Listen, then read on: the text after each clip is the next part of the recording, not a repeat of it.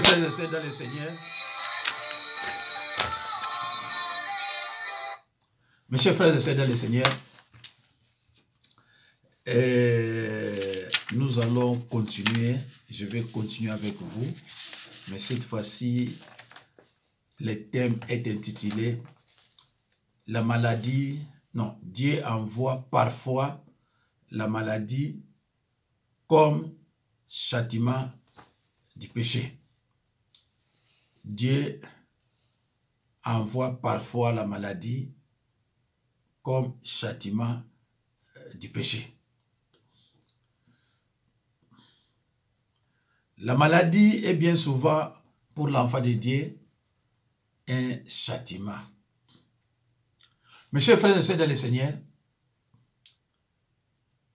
tout chrétien qui souffre d'une santé précaire devrait s'examiner, confessant honnêtement tout péché connu et d'abandonner sa propre volonté dans tous les domaines qui peuvent être contraires aux voies du Seigneur. Donc, tout chrétien qui souffre d'une santé précaire devrait s'examiner, confessant honnêtement tout péché connu et abandonner sa propre volonté dans tous les domaines qui peuvent être contraires aux voies du Seigneur. Ainsi, mes chers frères et sœurs dans le Seigneur, quiconque s'adresse à Dieu pour la guérison de son corps devrait s'examiner intérieurement pour voir si le péché n'est pas un obstacle entre lui et Dieu. Ceux qui prient pour la guérison des malades devraient donc eux aussi confesser leurs péchés à Dieu tout d'abord, mais aussi les uns aux autres, afin que leur prière pour la guérison soit exaucée. C'est un fait que Dieu envoie parfois la maladie comme châtiment du péché. Nous avons plusieurs exemples dans la Bible. D'abord, Marie, nombre 12, 10. Mes chers frères et sœurs, là où vous êtes, prenez vos Bibles et lisez dans nombre 12, 10. Vous allez voir comment Marie a été punie par l'Éternel pour avoir jugé un oint de Dieu. Mes chers frères et sœurs, je disais, Dieu envoie parfois la maladie comme châtiment du péché.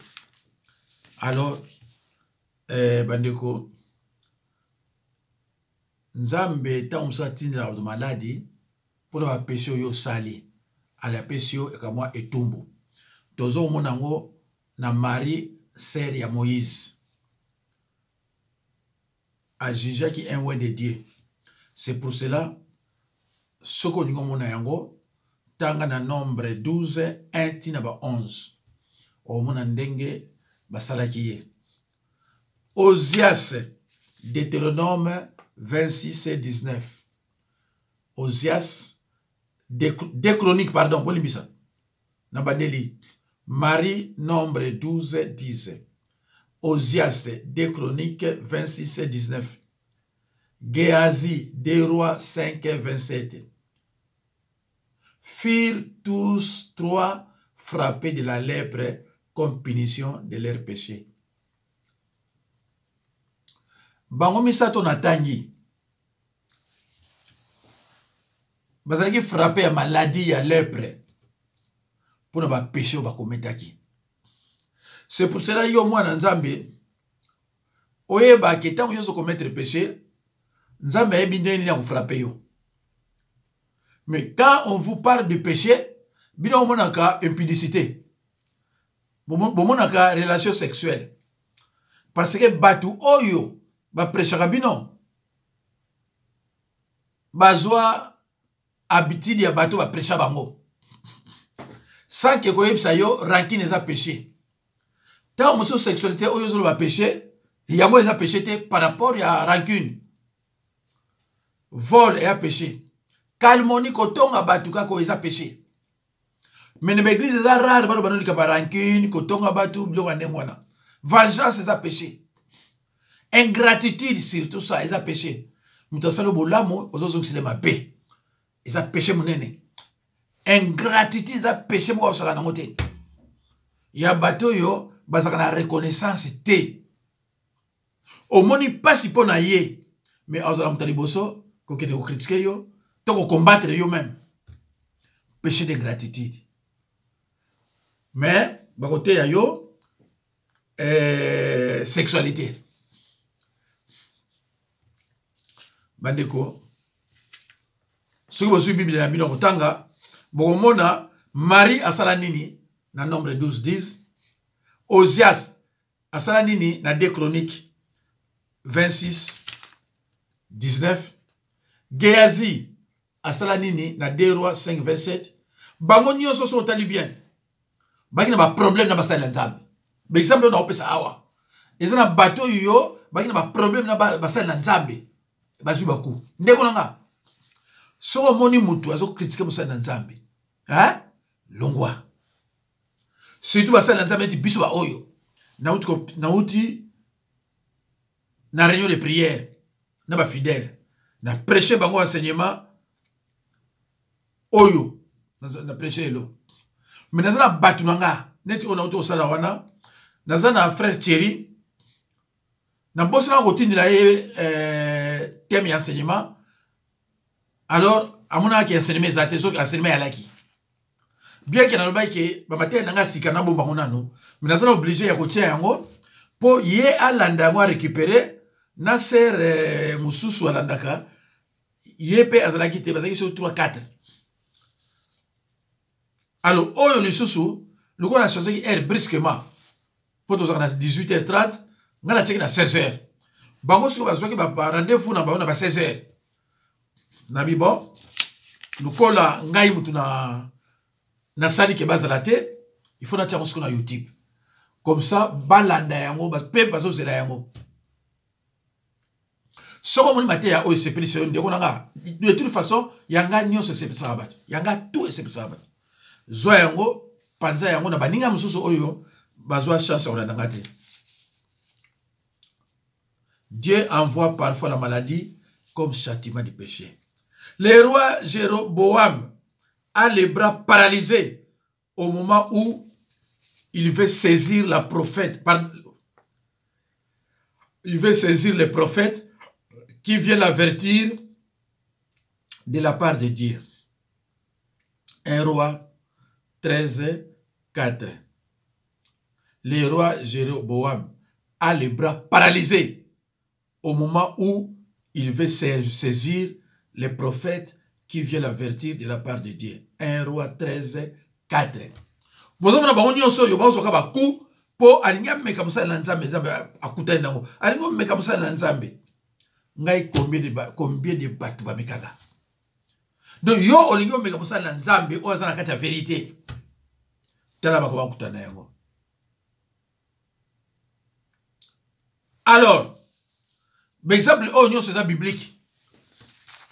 Tous un exemple mon côté oh yo tozo a libanda te nyo so tozo est biblique.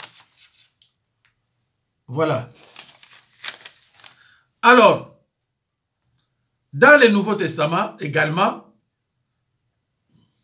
nous voyons Hérode, monsieur Hérode, frappé de Dieu et mangé par le ver, car il avait dérobé l'honneur de Dieu.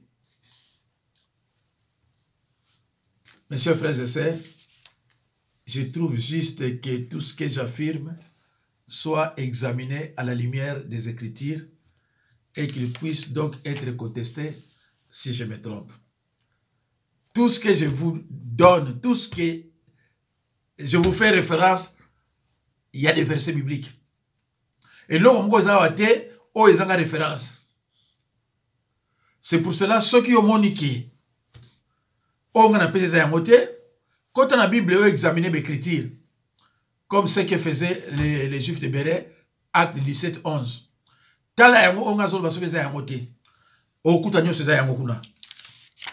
Donc, tu dans l'Ancien Testament, si tu continues dans le Nouveau Testament. Dans le Nouveau Testament également, nous voyons Hérode frappé de Dieu et mangé par le ver, car il avait dérobé l'honneur de Dieu. Actes des Apôtres, chapitre 12, verset 23. Ce que l'année yango, au monde a un problème na Moussa Nanza. Anania et Saphira tombèrent morts à la parole de Pierre à cause de leur tromperie. Actes des Apôtres 5, 5 à 10. Bandeko. Ba o ba kufai pona nini? Pona likambo ya offrande volontaire ya mbongo. Mbongo eza na kati ya Bible. Ndeko yo soko pesa ka mbongo, o soutenir musala nzambe na yo. Ozo soutenir ministère église. Nzambe ko pambola yo. Bolandaka te ba sataniste o bazo kosa bino ke ba pasteur ba yibi toni. Non, mbongo ezolo ba mawa na Bible. Awa na Bible. Anania na Saphira bazaki ba croyant à Jérusalem. Ba kufai pourquoi? Likam na mbongo. Bateki propriété na bango. Propriété na bango. Soit ndako, soit immeuble, soit l'homme. Soit terrain. Sikoyo, il faut qu'on paie ça offrande volontaire. Parce que pas il va coûter naka. Et ça n'a pas de souffle, il faut ça batiquer, il faut ça là, il faut ça là, il faut passer tout ça. Ceux qui vont bâtir une qu'on a $1000 par exemple. Tant que baye, babi toté on a $100, babi ah bino pedi boni. Babi na Anania diable ni na akoti na motema na yo pour buka lokuta. Et souganango akufaki. On ne joue pas avec un serviteur de Dieu. Ko sakana ko mambongo te. Ko ya ko kufa une blague. Ko sakana bitira ko sakana na basala nzambe kebaka. Po okoya ko sakana musala nzambe ko sakana na ete. Olali olamukite. Olali ko olamukite. Fo kebaka na yo. Alors, le moi, c'est toujours complice. Ça fait le temps que vous avez boteka ndako na combien? Na 10. Ba kende ko na tala pa mobile na yo kufila ki. Yepe akei akufi. Pona nini? Pona mbongo ya bofrande. Pona mbongo ya bofrande tango yo bazo kosa yo ke ofrande za biblique te parce que yebi lobate. Yango na fondu ko yeba ali loba. Ba kende ndako musana nzambe maboko pamba te. Bakende na église maboko pamba te. Bakende na ministère maboko pamba te. Pasteur Folia. Pasteur Fosumba Carburant. Pasteur Foba repasser bilamba na e. Soko tete metala on a Actes des Apôtres 28 les deux derniers versets. Paul na Rome azo loué ndaku. Ndaku na ye bandi mto bana ufuta yango. Kolia na ye bandi mto bana olesa ye. Kolata na ye ezaki bandi ngai te mto na fondé yango bota na Bible Actes des Apôtres 28 30 à 31. Les deux derniers versets bibliques. Bon monango. Alors, mutumoko boya na sorcellerie na ye alingi amemayo pa yazali amano ba n'importe quoi et toi aussi tu es là pour accepter des bêtises, des mensonges. Landaka Bible ko na mutu soste. Elimas le sorcier fut frappé de cécité pour avoir résisté au message de Paul à présence de Prococile. Actes des Apôtres 13, 11. Bandeko. Donc, si on l'a dit, on a dit que a eu punition pour sakana ki na mosala nzambe. Oh, a eu punition pour sakana mosala nzambe. Ndeko, keba vrai mosala nzambe. Alo ba be pona yo. Faut faire très attention. Eko bebila yo. Keba mosala nzambe a livré na satana. Keba oko ke non le la wese.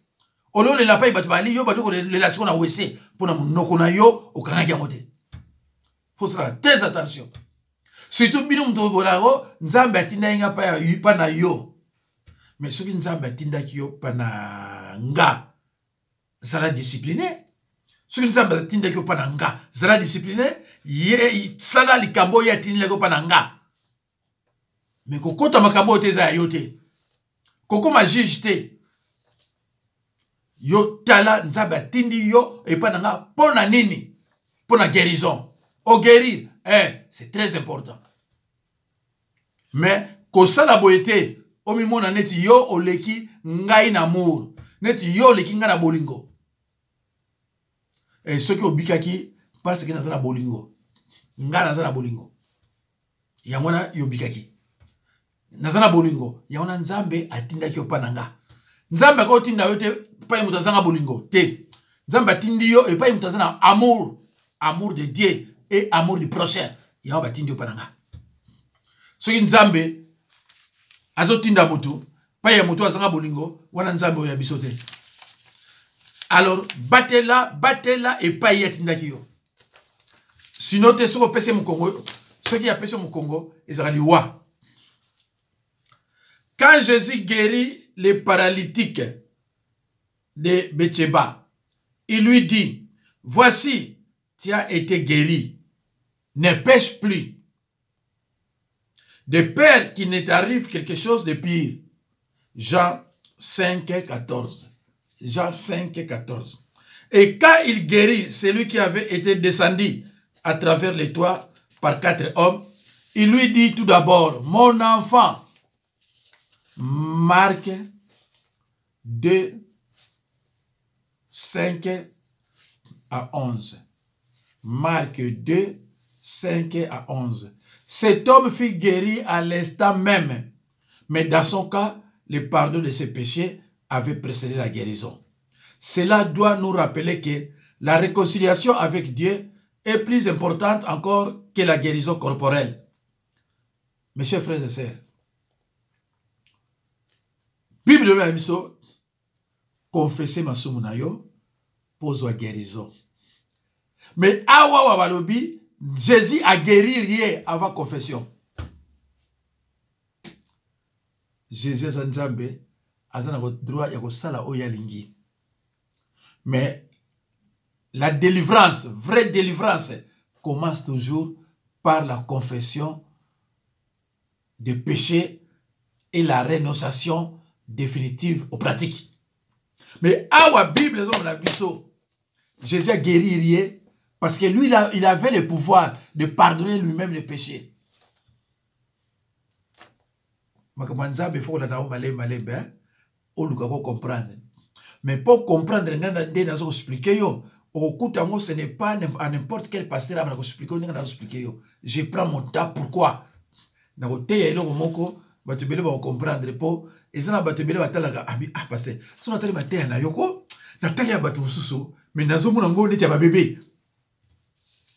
Et je vais vous expliquer pourquoi. Soko lingo yeba mke otanga na Actes des Apôtres 28 30 à 31 oko comprendre muke o balobi kuna soko zamu to méditer la parole o comprendre. Cela nous montre également que les péchés doivent être pardonnés avant que Dieu puisse en toute justice guérir les corps. Mais, dans Kaya Marc 2, 5 à 11, Jésus a guéri rien avant confession des péchés. Frères et sœurs en Christ, bien-aimés, si tu veux que Dieu te guérisse dans ton corps, commence par rechercher sérieusement s'il n'y a pas quelques péchés non confessés dans ta vie, quelques habitudes mauvaises que tu n'aurais jamais abandonnées. Frères et sœurs en Christ, bien-aimés, si tu veux que Dieu te guérisse dans ton corps, commence par rechercher sérieusement s'il n'y a pas quelques péchés non confessés dans ta vie, quelques habitudes mauvaises que tu n'aurais jamais abandonnées. Confessez donc vos péchés les uns aux autres et priez les uns pour les autres afin que vous soyez guéris. Mes chers frères et sœurs, c'est la fin de notre enseignement d'aujourd'hui qui a pour thème Dieu envoie parfois la maladie comme châtiment du péché. Merci beaucoup. Nzambe apambola bino.